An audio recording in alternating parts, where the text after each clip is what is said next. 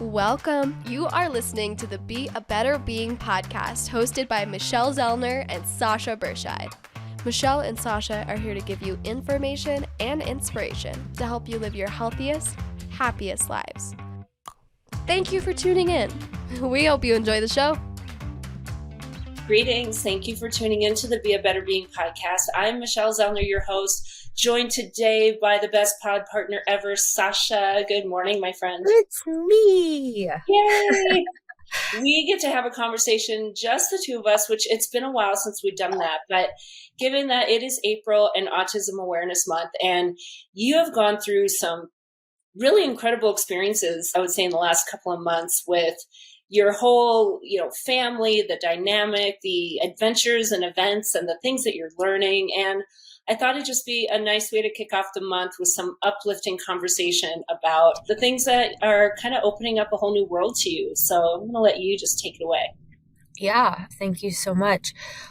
For those of you who have been listening for a while, you understand that I have been on a very unique journey of my own when it comes to parenting, especially parenting my daughter Kyan. Kyan was born 9 weeks early. She spent 74 days in the NICU. She was diagnosed at 22 months with severe or level 3 autism. And for the first 4 years of her life, 4 years of her life, I was in survival mode.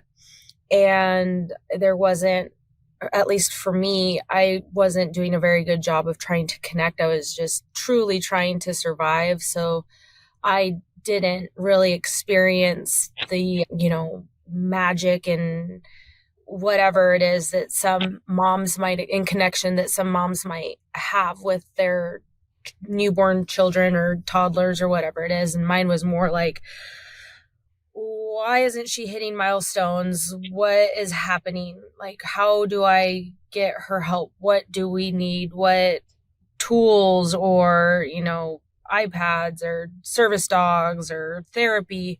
So it was more just trying to figure out what to get in place for our family so that Kyan could be best supported. And then from her 4th to her 5th year, I consider that my grief year, where I mourned the loss of the life that I had expected. And that year was a very pivotal year in her life and in my life, most certainly in my life, because after the grief, it became what I call the celebration. And so now we are in their 5th year of celebrating life together and doing life together. And I'm no longer in survival mode. And I'm now just almost to the thriving mode. I think we will see that completely come to fruition by the end of summer. The only reason I don't feel like I'm thriving is because it's not summertime yet, and I thrive in summertime. And so I'm really looking forward to spending this summer with my children versus any year in the past. I really feel like I'm finally coming into my own, and my family little unit is coming into its own, and it's very organic and lots of emotions are felt, but it's beautiful. And I'm very thankful for where we have found ourselves and where I have found myself in this journey and where I'm at today. Well, and from an outsider looking in, it's been really incredible to watch this process unfold as well. I want to touch back a little bit about grieving and going through that grief experience, because I think, no matter what it is in life, we lose a lot, right? And yet maybe we don't take that time to grieve it. We just got to push on, push forward, move on, go better, get better, right? It's always, let's fix it. Let's go to the next level, without taking that time to really grieve and not necessarily close the chapter, but have a little bit of closure on a chapter. And unless and until you do that, I don't think you ever can truly thrive. And so that you found yourself in that space, allowed yourself to do it. We've talked about that on the podcast and all the various ways and the people and the guides that helped you through a lot of that, which they will continue to help you through on the journey, right? Because the journey ebbs and flows.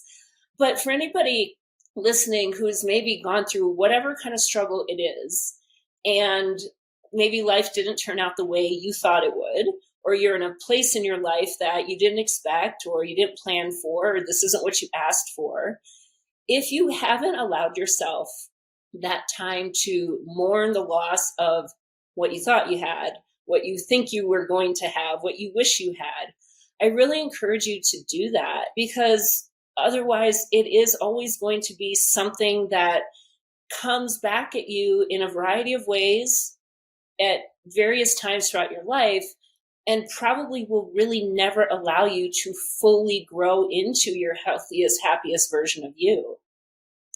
Yeah, Would I you say agree. that?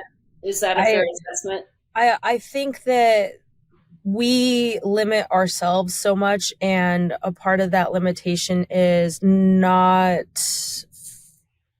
setting ourselves up to be able to receive the gifts and the journey and the people that God wants to give you.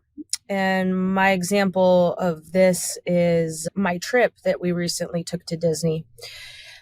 I had let, Kyan's occupational therapist know that we would be going to Disney World. And Denise is a fantastic woman. She's been a part of our life since Kyan was 18 months old.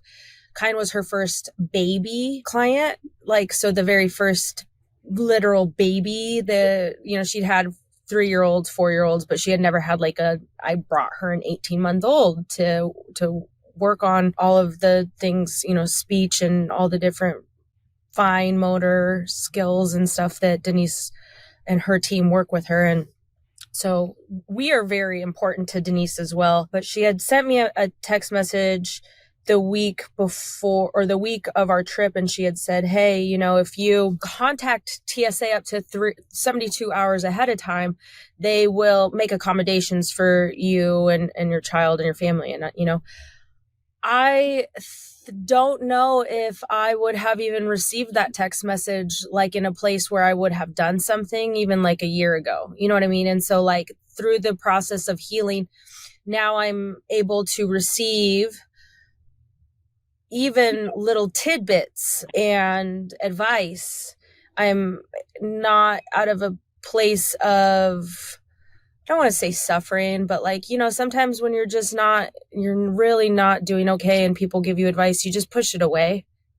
And so through the healing, I found myself magnetizing help.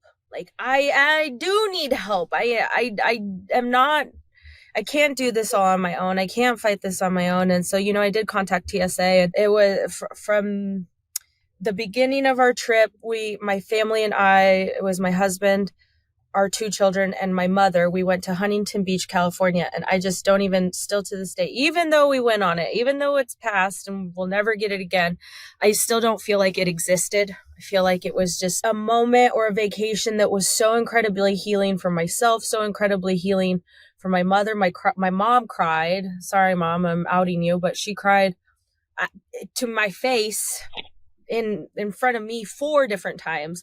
And they were all healthy and healing, crying, just cries full of love and gratitude. I just looked over one of the times when we were there on the beach, and I was just like, oh, Mom, you're healing. We're healing. This is all about healing. But so TSA, to go back to that, I contacted them. I got an email from the Omaha TSA, and I got a phone call from the LAX TSA, basically letting me know that once I arrived, checked in our bags, to contact them, and that someone would greet us before we even go through the TSA line. And so, knowing that we would get to quote unquote skip. I don't want to say skip the line, because I don't want people to feel like we skipped the line, but these are accommodations that were made for Kyan. This is not accommodation for Sasha and the fact that she doesn't like waiting in lines.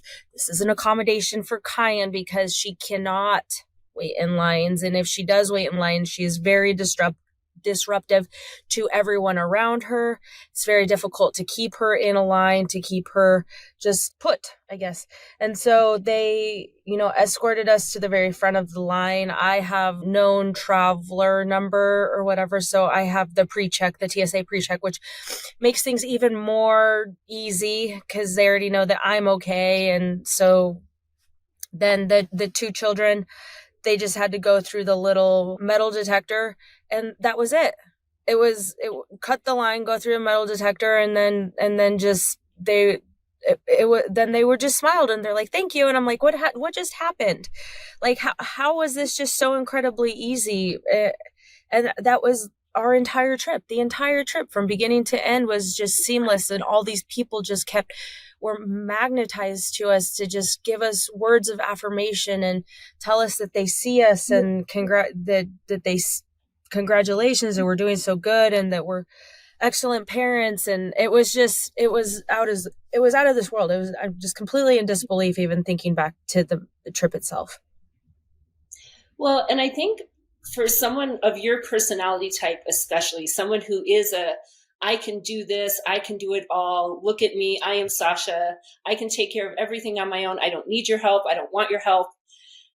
To get to that place where not only do you recognize that you need it, but that you are willing to accept it and that people are willing to offer it. Because I would imagine at some point prior to this trip, it had been probably a pretty regular conversation, either out loud or in your head, that traveling as a family is probably not going to be something that you are all going to do. Is that true?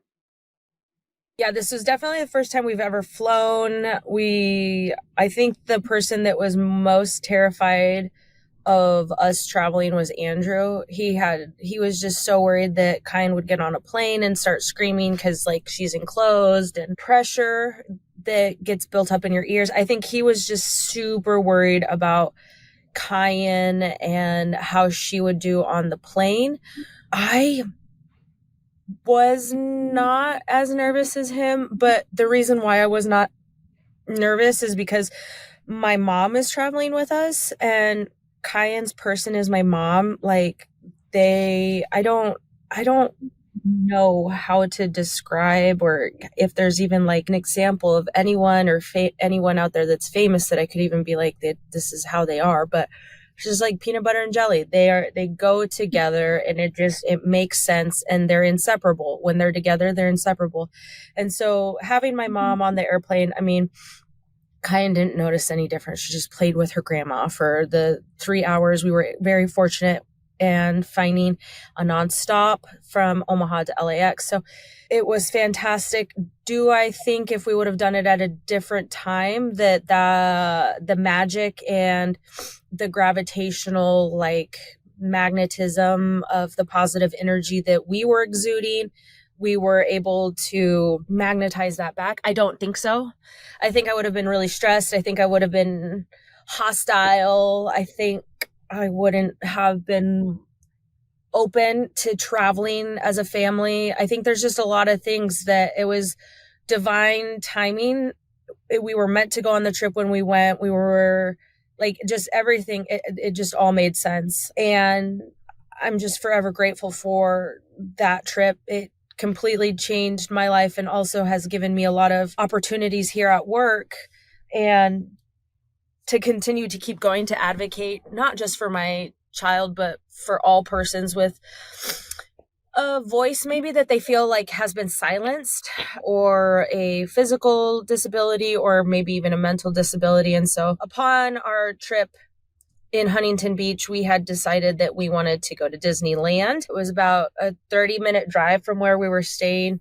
And we had gone to Huntington Beach for a convention for Andrew's work. There's a very large chain supplier that you order from, and then like pool supplies and stuff like that. So we were there for this convention and had met a bunch of great people there. And one of the nights it was very silly of us, but we decided to go swimming. This is in February in Huntington Beach, and we are in the pool. at this resort. We're the only people in the pool, of course, because like no one's going to go swimming when it's 60 degrees out, but we are, because we're from Nebraska and like we have toddlers and there's a pool, so we're going to do it. So afterwards, we took the kids out of the pool, and there was a very beautiful fire pit, and we sat them next to the fire pit, and there were two other women there, and they saw how freezing cold the kiddos were, and they went and got more towels, and they just kind of huddled around us, these two women, and they just coddled us, like my entire family, like myself, my husband, my children. Like we were all just in a pile of towels by these two women. And one of the women is cousins with the owner of the entire thing. So that was kind of cool to meet like the owner of and the other woman who was also there for the pool thing. She was friends with the cousin. She had let us know that they are from there, from the area. And her son, who's 19, has severe autism, and that they would regularly go to Disneyland. And we had explained to them how we were going to Disneyland, and we were extremely nervous about going to Disneyland with the noises and the commotion and just so much stimulation that you guys, I guess a neurotypical person doesn't even think about. Like, but when it is someone that's neurodivergent and you're trying to help them with a new space, new sounds, new smells, new noises, like all of the senses on overload. So she was like, "Oh, have you heard of DOS?" And I'm like, "I have no idea what DOS is." Now, I have heard of things in the past where you can spend eons and eons of dollars, and you can pay someone to, like walk you through Disneyland. And I heard you could pay for like all these different passes, but I didn't know about it, and I really wasn't about to pay more money. Like that wasn't my thing. And she's like, "Well, DOS is a disability accessibility system that's built in through Disney. You go there, you let them know about your child's disability, and then they basically have you download an app, and you can get a fast pass." So as I had mentioned earlier, Kyan does not do well with lines. If you put her in a line, I have to get out of the line because now she has ran 3 blocks this way, and we don't sit at like line. It's just, we can't do it. And so we had no idea about what we were about to sign up. So, when we went to Disneyland, we listened to her accommodation and her recommendations. And mind you, it was just a very God moment that we had these stranger women just loving us, like I said, coddling us, and then had given us some tidbits about Disneyland. So the next day we did decide to go to Disneyland. And the way it works is you can stop at any information booth. It does not have to be the very first one. Most people don't get told that. And so you will stand in line for 2 hours just to get to an information booth. But there's information booths all over the park. And when you go there, you just let them know, "Hey, I have a child with a disability." Your child might have to be present so that they can see the disability itself. And then they basically give you authorization under this DOS program that is linked to the person with the disability to their ticket. And it's also linked to every other person in their party. So you can be riding one ride over here, sign up to be in line over here at this ride. And then by the time you get off of this ride, you can go and be in this ride with being in line during the time. So it's essentially a fast pass, except for applies to all of the rides. It was the best day of my life. I 100% know it. I looked at my children, I looked at Draco, and I said, "This is the best day of mommy's life." This is 2/22/24, best day of my life. I couldn't believe it. My heart was so full. It was just so perfect. One of the times we had to stand in line because this one didn't have a DOS system was to get a picture with Mickey Mouse. So you have to go through Mickey's house and you have to stand in line. And it was maybe like 45 minutes. So it wasn't that bad. In one of the rooms, they have railings. They're like thick railings, maybe like 8 inches thick. And so Kyan like put her chest on the railing and just like laid there and dangled off of it. While she dangled off of it, I was doing a lot of deep pressure stuff on her back, just patting her back, pushing on her back, patting her back, like doing all of that stuff, and walking her through this line while like dragging her on the rail and like patting her back, just helping her with deep pressure stuff to combat all the stimulation that she was going through. And they put us in a room. There were 2 other families in there. Family 1 takes their picture. We are family 2 to take our picture and to meet Mickey. And then there's family 3. Well, Kyan didn't want to meet Mickey because, this is just a lot. And she was just taken back, and she was startled and a little bit afraid. So she didn't want to touch Mickey. And so she finally warmed up to it. And then during family 3, I said, is it okay if we just stand in here so she can meet Mickey? She has severe autism. And I'd like her just to, and the other mom's like, oh my gosh, yes, please stay in here. My son has autism. So like the fact that there was already a mom in there at the same room that understood what I was going through and had like this compassion and grace and let us stay in there when it was like her turn, like it's their turn. They waited their turn to meet Mickey and is going to let me stay in there to allow Kyan to meet Mickey just because she understood autism as well. So after we, left or whatever, because my eyes are full of tears and we walk out of the room, the mom comes over and she goes, yeah, no, I knew exactly what you were doing in there the entire time that you were on the rails with your daughter. I saw you doing all the deep pressure, and I just wanted to say, you go, Mom. Like, I see you. You're incredible. You are exactly what that little girl needs. And holy shit, you guys, I bawled and bawled and bawled. And this happened to me 5 other times with 5 other parents where either a dad or a mom or like they would just come up to us and they would say, I see you. You're incredible. You're exactly what that little girl needs. Here's the thing. If they would have met me 2 years ago, this isn't that they wouldn't have seen that mom. They wouldn't have seen the woman that they saw that day. And so like for me, it was just full circle. It's exactly what I needed to hear. I needed to hear other people say, I have an autistic son or daughter. I see what you're doing. You're going above and beyond to accommodate your child. Like, you are killing it. You are exactly what that like little girl needs. And like, would I have been able to receive those words 2 years ago? No. Would I receive those words now? Absolutely. And they filled my bucket. They were exactly what I needed.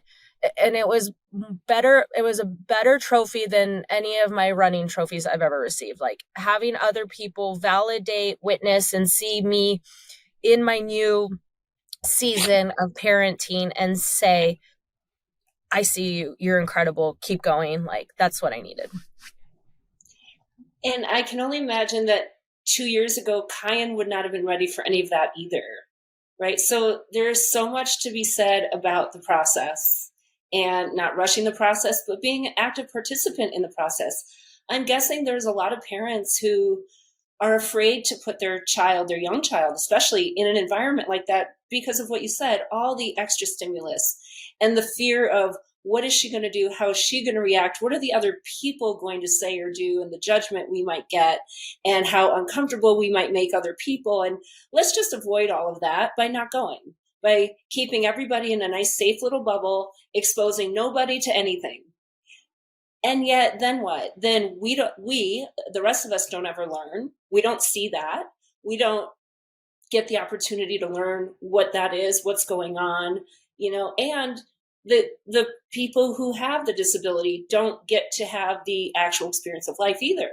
And so much of it is because we try to protect because we're afraid. And yet I think you can probably recognize that people are very willing and very kind and very compassionate. You're always going to get the people who aren't. And it's probably because they're just ignorant, just uninformed, uneducated. They've never been exposed to it. So they don't know what they don't know. I was actually just on a flight with my mom. We were just on a trip to Vegas, and I can't remember what leg it was, but just kitty corner in front of me was a little boy. I am guessing he was autistic, something along the lines, pretty severe. And I just couldn't help but think of you. And I see this mom doing all the things that I know you do. And I see all the kindness and compassion of everybody as people are filing past. Sometimes he would, reach out and grab somebody, and the mom would, I'm sorry. And the person would be like, oh, yeah, no worries, totally fine.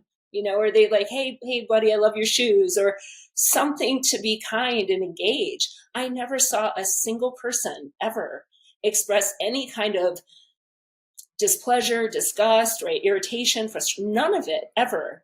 And I mean, obviously that's a one-off experience that I just witnessed, I'm not saying that that's everybody's experience, but I think because we talk about it more, we're open about it. We have Autism Awareness Month.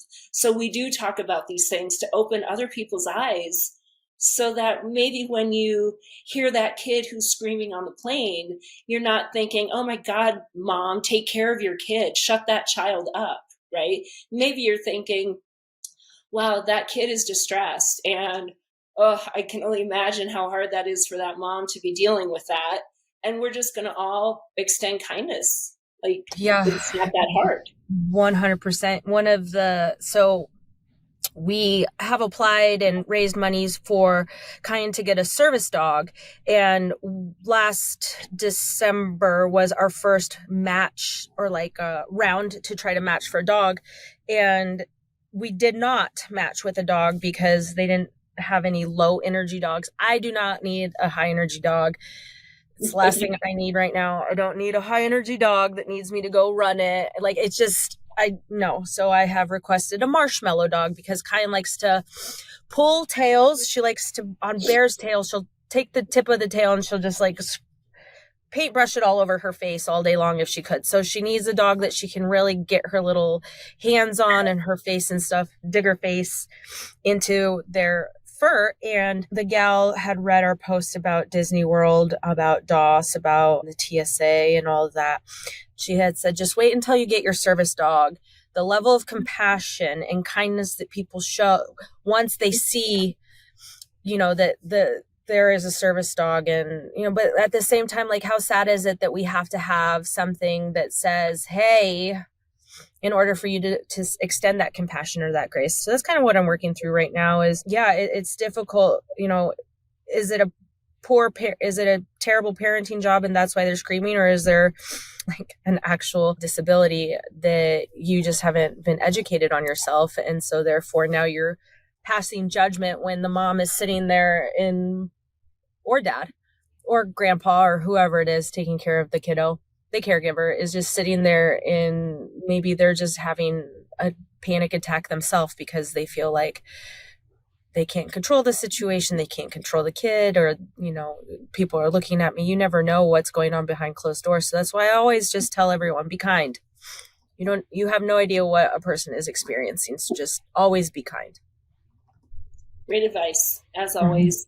And I think, again, like, I know this trip has opened up a whole new world of possibility for you, for Kyan, for your whole family. I want to kind of circle back into your mom being part of this, because I know you both have worked through some really difficult times as well.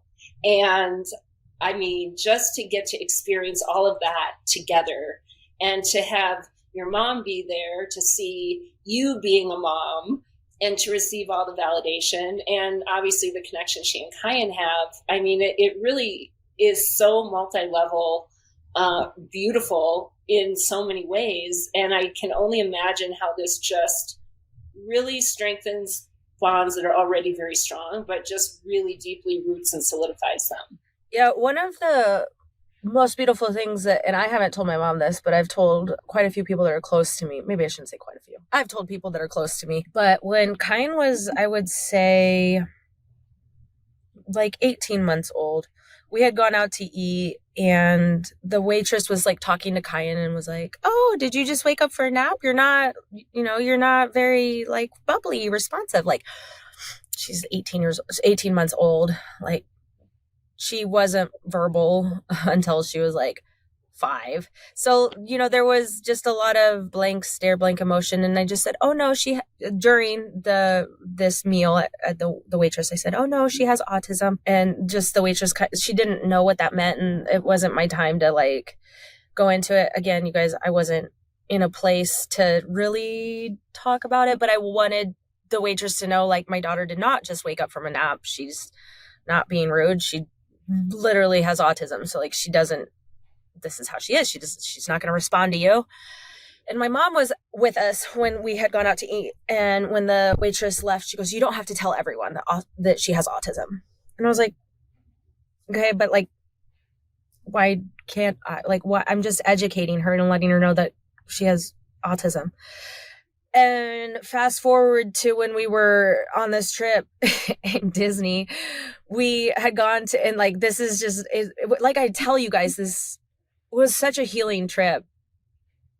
I can't believe that trip happened. Like, it was so seamless.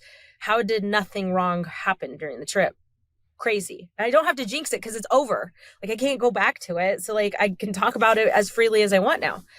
But during the trip, we had gone to like one of those, I don't know, those indoor playgrounds that Blippi goes and visits. They're like everywhere except for in Omaha, right? Like all those bigger indoor children playground.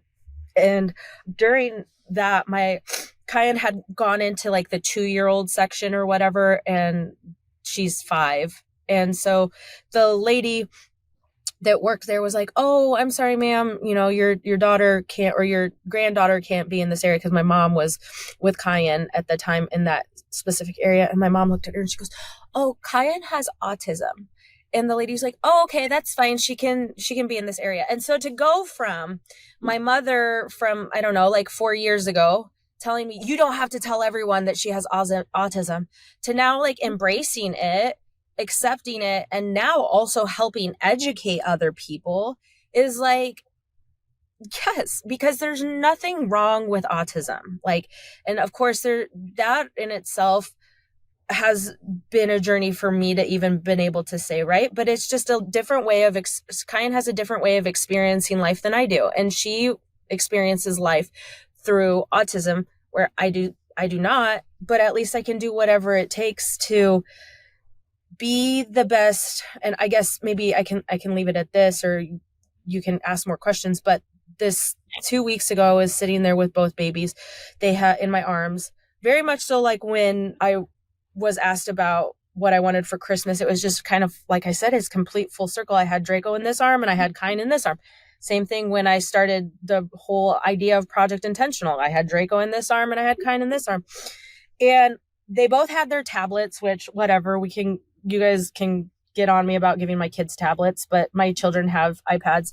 And I had no iPad. So I was just, the TV was off and it was just, the kids were there. It was complete silence. So I was closing my eyes and sort of meditating. And I thought to myself, for the first 5 years of Kyan's life, it was not exactly what I had envisioned, right? My expectations weren't there.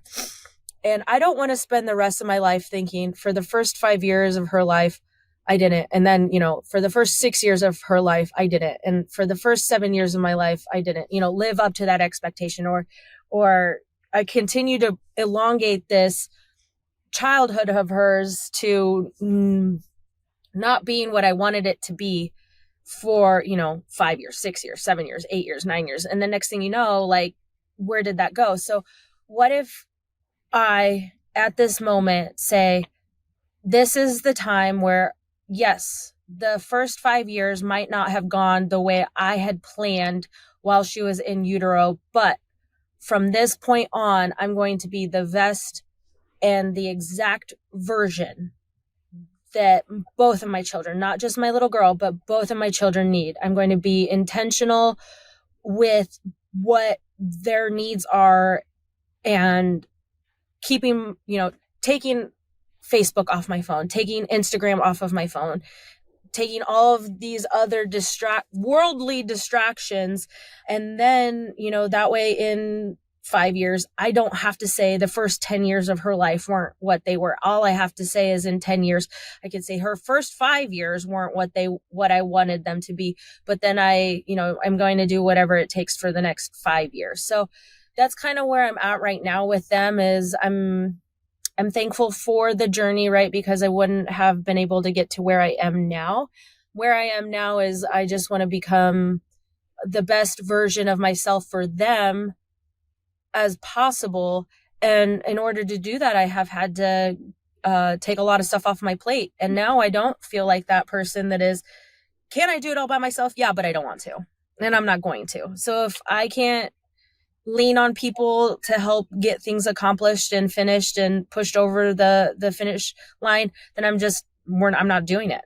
Then I don't need to carry the load of the world on my shoulders. I just need to carry the load of my family on my shoulders.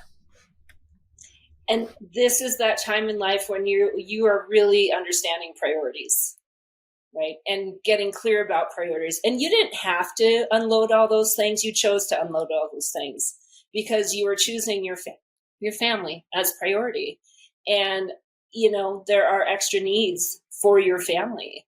And yes, Sasha can do it all, but Sasha can't do it all 100% amazing and be a healthy, happy human herself. And so I'm super proud of you for letting go of things that I know are hard for you to let go of. I know that. And yet you're doing it because you recognize what matters. And what matters is your family. All the other things, they'll either work out or they won't. And you did the best you could to get them off the ground. And now it's time for you to take care of you and the things that matter more. Yeah, exactly. And, looking back, do I think that I created some of these things to fill a void and to maybe distract me? Yeah, absolutely. But they were also built with pure intention and out of love to help service and repair the community. So I'm happy with the version that I was then, even though I wasn't happy, right? And I'm happy with the version I am now, even though I am happy. So it's full circle. And because I have been doing the work, and what does the work mean? It just means crying a lot. It means allowing yourself to cry and to breathe heavy and to sigh and to exercise or to walk and then to cry. And so, feeling the feelings, that's a lot of the healing, allowing yourself to think those thoughts and move through them and process them.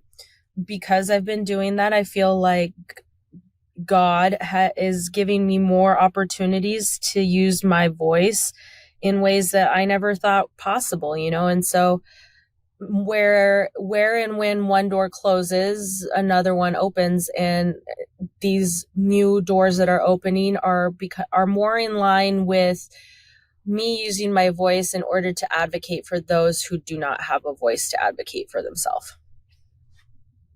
I have a prediction of where your life is going to go. I shared it with you. I'm going to keep it private because we'll see if it comes to fruition or not. But as soon as you made that post about your trip, I already saw your future, and it's fucking amazing. Is all yeah, I'm pretty excited, and it's good when she drops that F word. Yo, Jesse, you can take that one out if you want, but no. I'm here for it. I'm here for the F words. I've done a very good job this podcast and not dropped them myself, and so I get a cookie for that today. You do, yes. But every now and then, a well-placed. They're good. They're flavorful. Exactly. I like them. Exactly. And on that note, I think we will wrap it up. So, darling, as always, really just great to get to chat with you and catch the listeners up on all of the incredible things that are going on in your life. Thank you for sharing your time. Absolutely. And everybody listening, you now get to go and be a better being. Thank you for listening to the Be a Better Being podcast. Michelle and Sasha hope that what you heard today inspires you to embrace this journey of life with an open mind, a kind heart, and a willingness to learn and evolve. If you enjoyed the content, please help spread their message by subscribing, sharing, and leaving a 5-star review. If you have a show topic idea or would like to be a guest, please visit betterbeings.net and fill out a contact form. Until next time, go and be a better being.